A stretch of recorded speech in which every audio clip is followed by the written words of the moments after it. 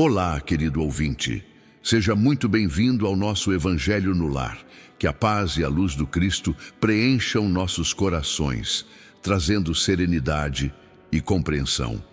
Este é um momento especial de reflexão, aprendizado e prece, no qual nos conectamos com Deus e com a espiritualidade superior para fortalecer nossa caminhada na Terra. Se ainda não é inscrito no canal, aproveite para se inscrever e ativar o sininho. Assim, você recebe notificações sempre que um novo vídeo for publicado. Antes de iniciarmos, sugiro que você coloque um copo de água ao seu lado. Ao final do nosso encontro, essa água estará fluidificada com energias elevadas, tornando-se um bálsamo para o corpo e a alma. Senhor Deus, Pai de amor e misericórdia, elevamos nossos pensamentos a Ti neste instante de recolhimento e oração. Pedimos que Sua luz envolva todos aqueles que enfrentam enfermidades, que estão internados, buscando a recuperação do corpo e do espírito. Intercedemos também, Senhor, por aqueles que se encontram privados de liberdade, para que possam encontrar arrependimento sincero e esperança na reabilitação através do amor de Cristo. Abençoa, Pai, os que passam por dores e dificuldades, sejam elas físicas, emocionais ou espirituais. Que possam encontrar consolo, força e alívio em Tua presença. Rogamos igualmente pelos irmãos que desencarnaram e ainda não compreenderam sua nova realidade no plano espiritual. Que sejam amparados pelos mensageiros de luz e guiados com amor ao entendimento e à paz. Senhor, pedimos também por nossos familiares, os que estão ao nosso lado e os que já partiram. Que Tua luz nos envolva e nos fortaleça sempre. Agora, com humildade e fé, recitemos juntos a oração que Jesus nos ensinou. Pai nosso, que estais nos céus, santificado seja o vosso nome. Venha a nós o vosso reino. Seja feita a vossa vontade, assim na terra como no céu. O pão nosso de cada dia nos dai hoje. Perdoai as nossas ofensas, assim como nós perdoamos a quem nos tem ofendido. E não nos deixeis cair em tentação, mas livrai-nos do mal. Assim seja. Hoje, vamos refletir sobre o capítulo 17 do Evangelho segundo o Espiritismo, intitulado Sede Perfeitos. Amem os seus inimigos. Façam o bem aos que lhes odeiam e orem pelos que os perseguem e os caluniam, porque se amarem somente os que os amam, que recompensa terão disso? Também os publicanos não fazem assim? Se unicamente saudarem os seus irmãos, o que fazem do que os outros com isso mais? Os pagãos não fazem o mesmo? Portanto, sejam perfeitos, como perfeito é o Pai Celestial. Mateus capítulo 5, versículos 44, 46 a 48. Sendo Deus quem possui a perfeição infinita em todas as coisas, esta proposição, seja perfeitos, como perfeito é o Pai Celestial, se for tomada ao pé da letra, implicaria a possibilidade de se atingir a perfeição absoluta. Se fosse dado à criatura ser tão perfeita quanto o Criador, ela se tornaria ela igual a este, o que é inadmissível. Mas os homens a quem Jesus falava não compreenderiam essa tonalidade, pelo que ele se limitou a lhes apresentar um modelo e a dizer que eles se esforçassem para alcançar. Portanto, por aquelas palavras, devemos entender no sentido da perfeição relativa, a de que a humanidade é capaz e que mais a aproxima da divindade. Em que consiste essa perfeição? Jesus diz: em amarmos os nossos inimigos, em fazermos o bem aos que nos odeiam, em orarmos pelos que nos perseguem. Mostra desse modo que a essência da perfeição é a caridade na sua mais ampla acepção, porque implica a prática de todas as outras virtudes. Realmente, se observarmos os resultados de todos os vícios e mesmo dos simples defeitos, reconheceremos não haver nenhum que não altere mais ou menos o sentimento da caridade, porque todos têm seu princípio no egoísmo e no orgulho, que lhes são a negação. E isso porque tudo o que sobrecita o sentimento da personalidade destrói, ou pelo menos enfraquece os elementos da verdadeira caridade, que são a benevolência, a indulgência, a abnegação e o devotamento. Não podendo o amor do próximo, levado até ao amor dos inimigos, se aliar a nenhum defeito contrário à caridade, aquele amor sempre é, então, indício de maior ou menor superioridade moral, donde decorre que o grau da perfeição está na razão direta da sua extensão. Foi por isso que Jesus, depois de haver dado a seus discípulos as regras da caridade, no que tem de mais sublime, lhes disse: sejam perfeitos, como perfeito é Pai Celestial. O verdadeiro homem de bem é o que cumpre a lei de justiça, de amor e de caridade, na sua maior pureza. Se ele interroga a consciência sobre seus próprios atos, a si mesmo perguntará se violou essa lei, se não praticou o mal, se fez todo o bem que podia, se desprezou voluntariamente alguma ocasião de ser útil, se ninguém tem qualquer queixa dele. Enfim, se fez a alguém tudo o que desejaria que lhe fizessem, deposita fé em Deus, na sua bondade, na sua justiça e na sua sabedoria. Sabe que sem a sua permissão nada acontece e se lhe submete à vontade em todas as coisas. Tem fé no futuro, razão porque coloca os bens espirituais acima dos bens temporais. Sabe que todas as atribulações da vida, todas as dores, todas as decepções são provas ou expiações e as aceita sem murmurar. Possuído do sentimento de caridade e de amor ao próximo, faz o bem pelo bem, sem esperar pagamento algum, retribui o mal com o bem, toma a defesa do fraco contra o forte e sacrifica sempre seus interesses em favor da justiça. Encontra satisfação nos benefícios que espalha, nos serviços que presta, em fazer os outros felizes, nas lágrimas que enxuga, nas consolações que dirige aos aflitos. Seu primeiro impulso é para pensar nos outros antes de pensar em si, é para cuidar dos interesses dos outros antes do seu próprio interesse. O egoísta, ao contrário, calcula os proveitos e as perdas decorrentes de toda a ação generosa. O homem de bem é bom, humano e benevolente para com todos, sem distinção de raças nem de crenças, porque em todos os homens vê irmãos seus. Respeita nos outros todas as convicções sinceras e não lança maldição aos que não pensam como ele. Em todas as circunstâncias, toma por guia a caridade, tendo como certo que aquele que prejudica a alguém com palavras maldosas, que fere com o seu orgulho e o seu desprezo a raiva de alguém, que não recua à ideia de causar um sofrimento, uma contrariedade, ainda que ligeira quando a pode evitar, falta ao dever de amar o próximo e não merece a clemência do Senhor.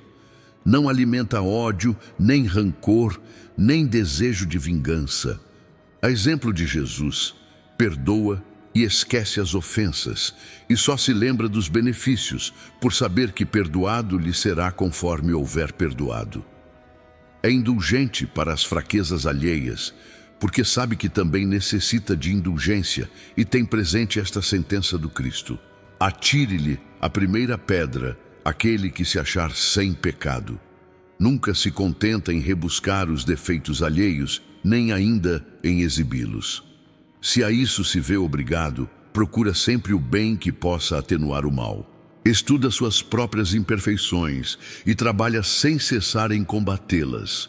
Emprega todos os esforços para dizer, no dia seguinte, que alguma coisa traz em si de melhor do que na véspera. Não procura dar valor ao seu espírito, nem aos seus talentos, à custas dos outros. Ao revés, aproveita todas as ocasiões para fazer ressaltar o que seja proveitoso o próximo. Não se envaidece da sua riqueza nem de suas vantagens pessoais, por saber que tudo o que lhe foi dado pode lhe ser tirado. Usa, mas não abusa dos bens que lhe são concedidos, sabe que é um depósito de que terá de prestar contas e que o emprego mais prejudicial que lhe pode dar é o de aplicá-lo à satisfação de suas paixões. Se a ordem social colocou sob o seu mando outros homens, trata-os com bondade e benevolência, porque são seus iguais perante Deus. Usa da sua autoridade para lhes levantar o moral e não para esmagá-los com o seu orgulho. Evita tudo quanto lhes possa tornar mais penosa a posição dependente em que se encontram. O subordinado, de sua parte, compreende os deveres da posição que ocupa e se empenha em cumpri-los com consciência. Finalmente, o homem de bem respeita todos os direitos que as leis da natureza dão aos seus semelhantes, como quer que os seus direitos sejam respeitados. Assim, todas as qualidades que distinguem o homem de bem não ficam enumeradas. Mas aquele que se esforce por possuir as que acabamos de mencionar, se acha no caminho que conduz a todas as demais. Se for bem compreendido, sobretudo bem sentido, o Espiritismo leva aos resultados acima expostos, que caracterizam o verdadeiro espírita como o cristão verdadeiro, pois que um é o mesmo que o outro. O Espiritismo não institui nenhuma nova moral, apenas facilita aos homens a inteligência e a prática da do Cristo, capacitando fé inabalável e esclarecida aos que duvidam ou vacilam. Entretanto, muitos dos que acreditam nos fatos das manifestações não percebem as consequências delas, nem o alcance moral, ou se os apreendem, não os aplicam a si mesmos. A que atribuir isso? A alguma falta de clareza da doutrina? Não, pois que ela não contém alegorias, nem figuras que possam dar lugar a falsas interpretações. A clareza é da sua essência mesma, e é donde lhe vem toda a força, porque a faz ir direito à inteligência. Nada tem de misteriosa, e seus iniciados não se acham de posse de qualquer segredo oculto ao vulgo. Para compreendê-la, será então necessária uma inteligência fora do comum? Não, tanto que há homens de notória capacidade que não a compreendem, ao passo que inteligências comuns, moços mesmo, apenas saídos da adolescência, lhes entendem com admirável precisão os mais delicados detalhes. Isso vem de que a parte material da ciência, por assim dizer, somente requer olhos que observem, enquanto a parte essencial exige um certo grau de sensibilidade, a que se pode chamar maturidade do senso moral, maturidade que independe da idade e do grau de instrução, porque é relativa ao desenvolvimento, em sentido especial, do espírito encarnado. Em alguns, os laços da matéria ainda são muito fortes para permitirem que o espírito se desprenda das coisas da terra. A névoa que os envolve tira-lhes a visão do infinito, donde resulta não romperem facilmente com as suas tendências, nem com seus hábitos, não percebendo que exista qualquer coisa melhor do que aquilo de que são dotados. Têm a crença nos espíritos como um simples fato, mas que nada ou bem pouco lhes modifica os pendores instintivos. Numa palavra, não enxergam mais do que um raio de luz, insuficiente a guiá-los e a lhes permitir uma vigorosa aspiração, capaz de lhes superar as tentações. Prendem-se mais aos fenômenos do que à moral, que se lhes afigura tédio e monótona. Pedem sem parar aos espíritos que os iniciem em novos mistérios, sem procurar saber se já se tornaram dignos de penetrar os mistérios do Criador. Esses são os espíritas imperfeitos, alguns dos quais ficam a meio caminho ou se afastam de seus irmãos em crença, porque recuam ante a obrigação de se reformarem, ou então guardam as suas simpatias para os que lhes compartilham das fraquezas ou das prevenções. Contudo, a aceitação do princípio da doutrina é um primeiro passo que lhes tornará mais fácil o segundo noutra existência. Aquele que, com razão, pode ser qualificado de espírita verdadeiro e sincero, se acha em grau superior de adiantamento moral. O espírito, que nele domina de modo mais completo a matéria, dá-lhe uma percepção mais clara do futuro. Os princípios da doutrina lhe fazem vibrar fibras que nos outros se conservam inertes. Em suma, é tocado no coração, pelo que se torna nele inabalável sua fé.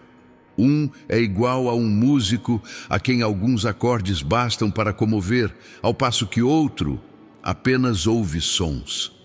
Reconhece-se o verdadeiro espírita pela sua transformação moral e pelos esforços que emprega para domar suas más inclinações.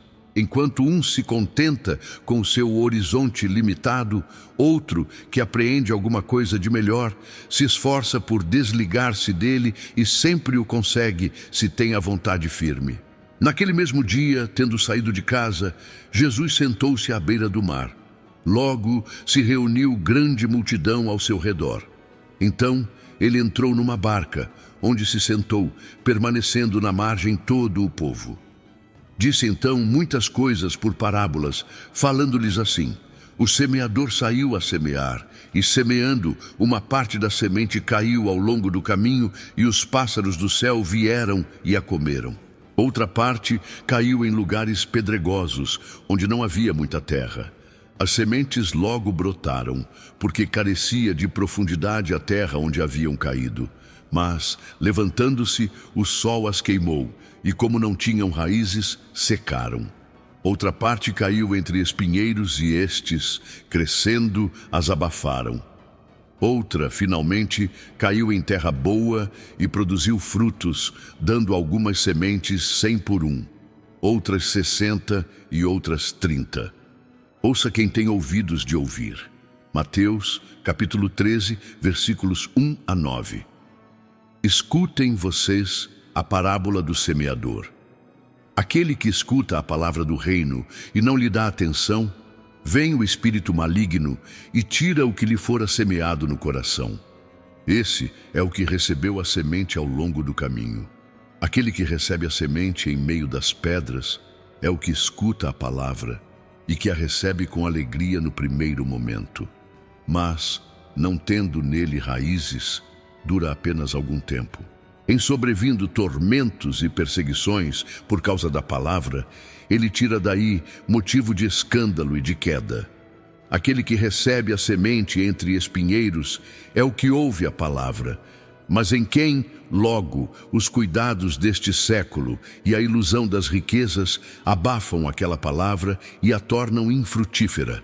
Porém, aquele que recebe a semente em boa terra é o que escuta a palavra, que lhe presta atenção e em quem ela produz frutos, dando 100 ou 60 ou 30 por 1. Mateus, capítulo 13, versículos 18 a 23. A parábola do semeador exprime perfeitamente os entretons existentes na maneira de serem utilizados os ensinos do Evangelho. Com efeito, quantas pessoas há para as quais ele não passa de letra morta e que, como a semente caída sobre pedregulhos, nenhum fruto dá. Não menos aplicação justa ela encontra nas diferentes categorias espíritas. Não se acham simbolizados nela os que apenas se focalizam nos fenômenos materiais e não tiram nenhuma consequência deles, porque neles mais não veem do que fatos curiosos? Os que apenas se preocupam com o lado brilhante das comunicações dos espíritos, pelas quais só se interessam quando lhes satisfazem a imaginação e que depois de as terem ouvido, se conservam tão frios e indiferentes quanto eram? Os que reconhecem muito bons os conselhos e os admiram, mas para serem aplicados aos outros e não a si próprios? Aqueles, finalmente, para os quais essas instruções são como a semente que cai em terra boa e dá frutos? Instruções dos Espíritos. O dever é a obrigação moral da criatura para consigo mesma, primeiro, e em seguida para com os outros. O dever é a lei da vida. Com ele deparamos nas mais ínfimas particularidades, como nos atos mais elevados. Quero aqui falar apenas do dever moral e não do dever que as profissões impõem. Na ordem dos sentimentos, o dever é muito difícil de cumprir-se por se achar em antagonismo com as atrações do interesse e do coração. Não tem testemunhas às suas vitórias e não estão sujeitas à repressão suas derrotas. O dever íntimo do homem fica entregue ao seu livre arbítrio. O ferrão da consciência, guardião da honestidade interior, o adverte e sustenta, mas muitas vezes mostra-se impotente diante das ilusões da paixão. Fielmente observado, o dever do coração eleva o homem, mas como determiná-lo com exatidão? Onde começa ele? Onde termina? O dever começa, para cada um de vocês, exatamente no ponto em que ameaçam a felicidade ou a tranquilidade do seu próximo. Acaba no limite que não desejam que ninguém transponha com relação a vocês. Deus criou todos os homens iguais para a dor. Pequenos ou grandes, ignorantes ou instruídos, sofrem todos pelas mesmas causas, a fim de que cada um julgue em sã consciência o mal que pode fazer. Com relação ao bem, infinitamente vário nas suas expressões, não é o mesmo o critério. Diante da dor, a igualdade é uma sublime providência de Deus que quer que todos os seus filhos, sendo instruídos pela experiência comum, não pratiquem o mal, alegando ignorância de seus efeitos. O dever é o resumo prático de todas as especulações morais. É uma bravura da alma que enfrenta as angústias da luta. É rigoroso e brando, pronto a se dobrar para as mais diversas complicações. Conserva-se inflexível diante das suas tentações. O homem que cumpre o seu dever ama a Deus mais do que as criaturas e ama as criaturas mais do que a si mesmo. É a um tempo juiz e escravo em causa própria. O dever é o mais belo prêmio da razão. Descende desta como o filho vem de sua mãe. O homem tem de amar o dever, não porque preserve a vida de males aos quais a humanidade não pode subtrair-se, mas porque confere à alma o vigor necessário ao seu desenvolvimento. O dever cresce e irradia sob mais elevada forma, em cada um dos estágios superiores da humanidade. A obrigação moral da criatura para com Deus jamais acaba. Tem de refletir as virtudes do Eterno, que não aceita esboços imperfeitos, porque quer que a beleza da sua obra resplandeça a seus próprios olhos. A virtude, no mais alto grau, é o conjunto de todas as qualidades essenciais que constituem o homem de bem. Ser bom, caritativo, trabalhador, sério, modesto, são qualidades do homem virtuoso. Infelizmente, quase sempre as acompanham pequenas enfermidades morais que as desornam e atenuam. Não é virtuoso aquele que faz ostentação da sua virtude, pois que lhe falta a qualidade principal, a modéstia, e tem o vício que mais se opõe a ele, o orgulho. A virtude verdadeiramente digna desse nome não gosta de se exibir. Adivinham-na. Ela, porém, se oculta na obscuridade e foge à admiração das massas. São Vicente de Paulo era virtuoso. Eram virtuosos o digno cura d'Ars e muitos outros quase desconhecidos do mundo, mas conhecidos de Deus. Todos esses homens de bem ignoravam que fossem virtuosos. Deixavam-se ir ao sabor de suas santas inspirações e praticavam o bem com desinteresse, completo e inteiro esquecimento de si mesmos. É a essa virtude compreendida e praticada que os convido, meus filhos. A essa virtude verdadeiramente cristã e verdadeiramente espírita é que os estimulo a se consagrar.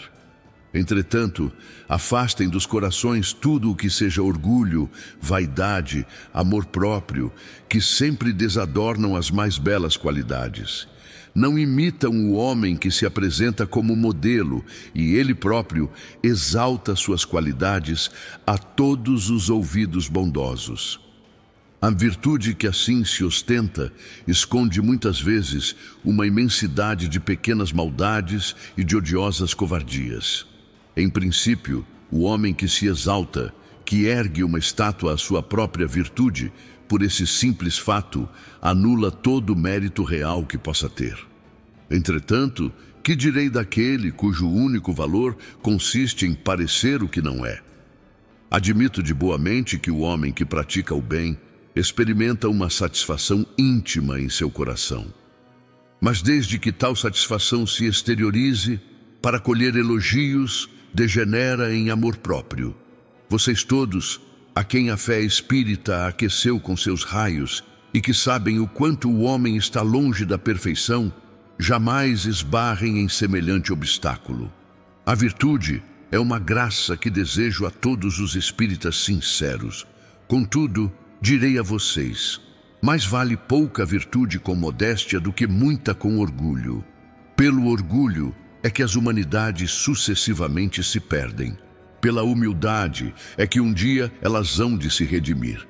A autoridade, tanto quanto a riqueza, é uma missão de que aquele que se ache repleto dela terá de prestar contas. Não julguem que ela lhe seja conferida para proporcionar o vão prazer de mandar, nem como um direito, uma propriedade, conforme a maioria dos poderosos da terra supõe.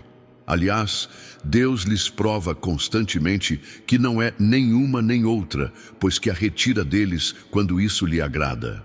Se fosse um privilégio exclusivo, as suas personalidades seria inalienável. A ninguém cabe dizer que uma coisa lhe pertence quando essa coisa lhe pode ser tirada sem seu consentimento.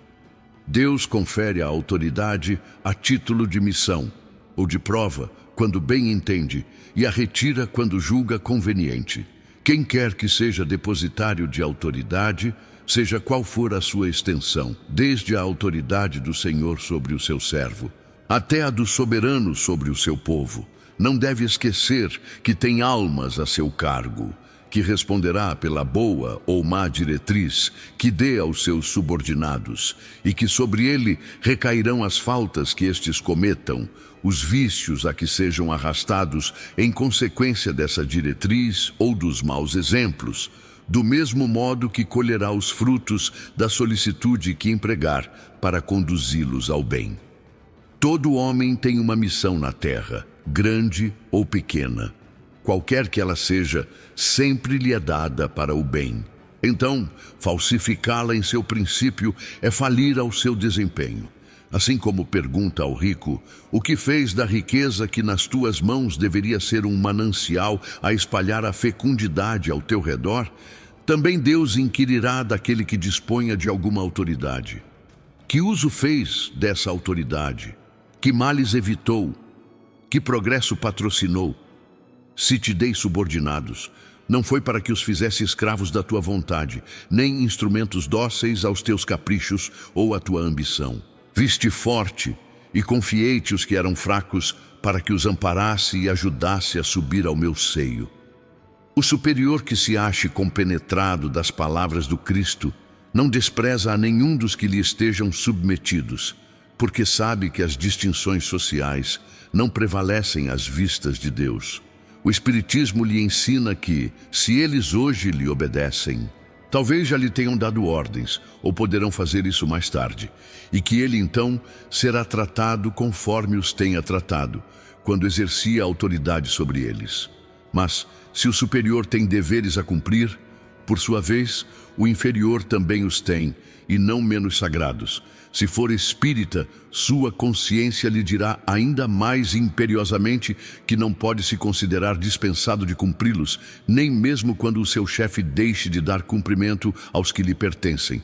Pois sabe muito bem que não é lícito retribuir o mal com o mal, e que as faltas de uns não justificam as de outro.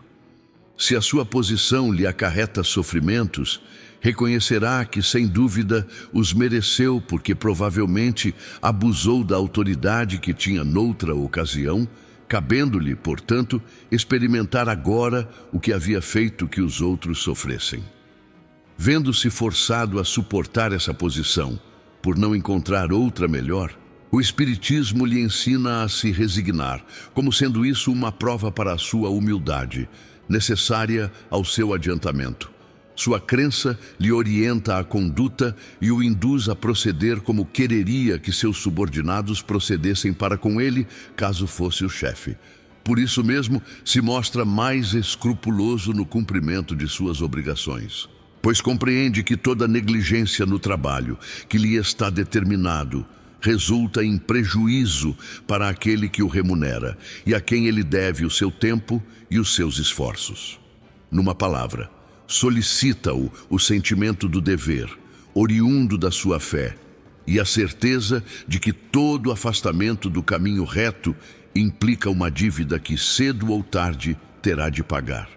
Um sentimento de piedade deve sempre animar o coração dos que se reúnem sob as vistas do Senhor e imploram a assistência dos bons espíritos. Então, purifiquem os corações, não deixem que neles demore qualquer pensamento mundano ou fútil.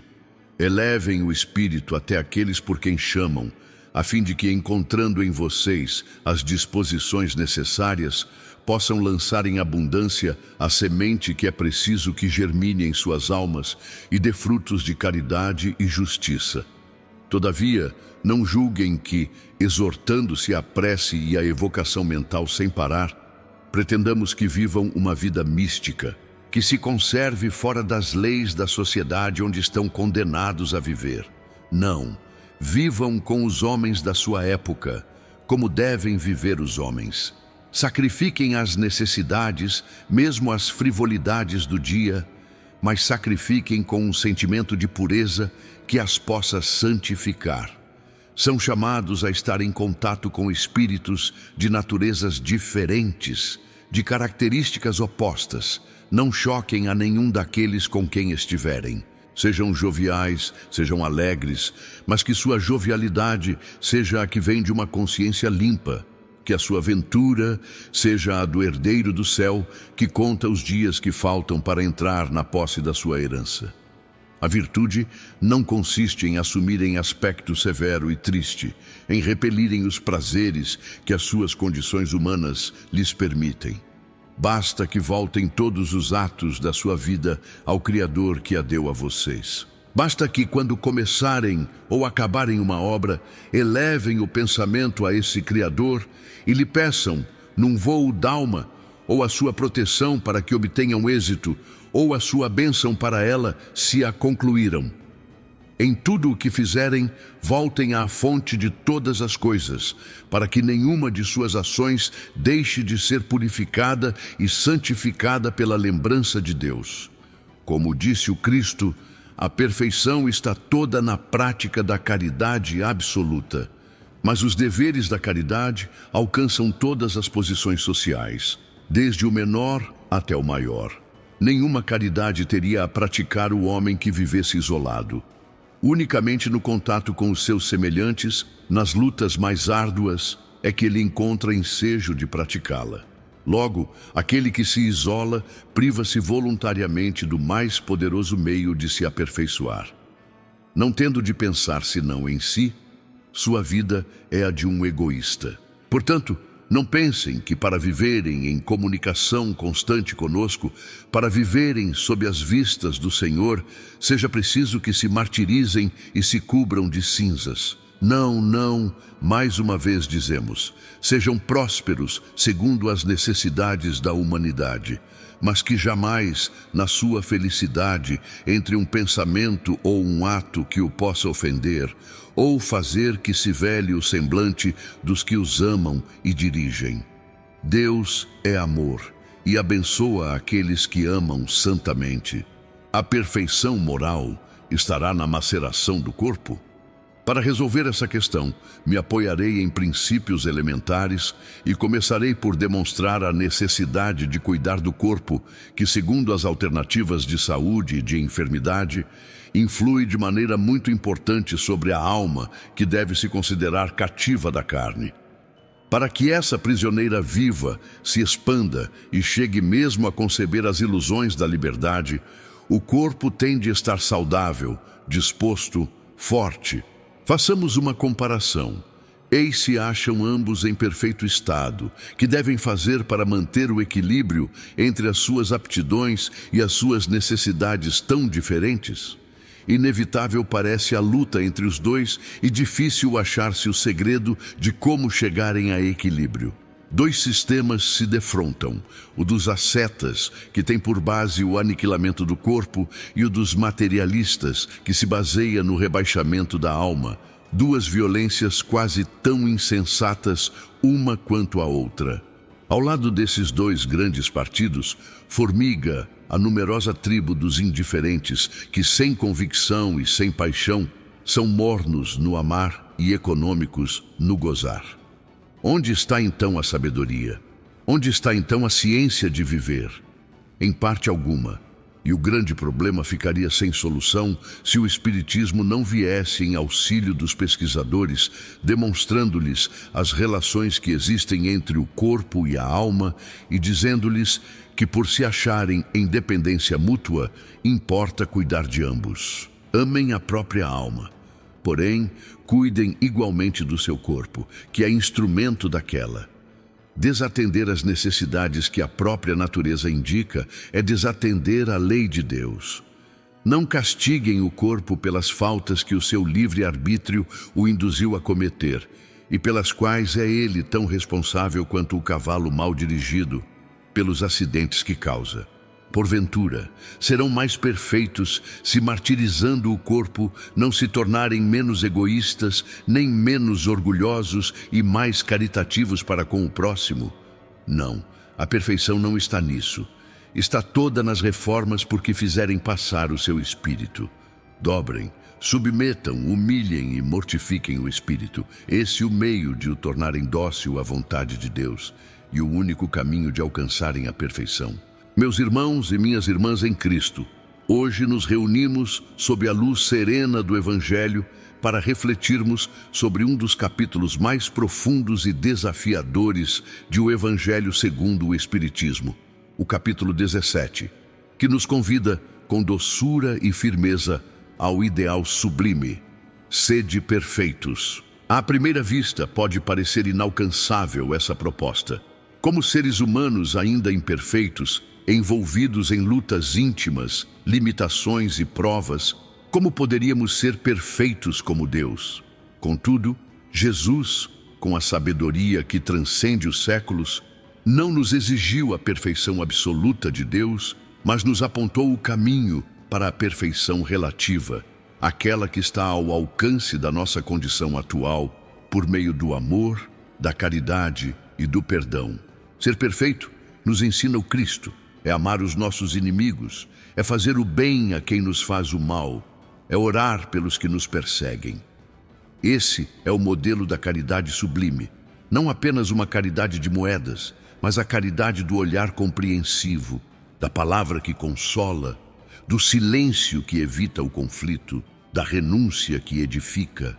Essa perfeição possível é construída no cotidiano, no lar, no trabalho, na convivência com os que nos desafiam. Não se trata de ostentar virtudes, mas de ser indulgente com as falhas do outro, vigilante com as próprias tendências inferiores e incansável nos esforços de superação. O verdadeiro homem de bem, como descreve esse capítulo, é aquele que cumpre a lei de justiça, de amor e de caridade na sua maior pureza.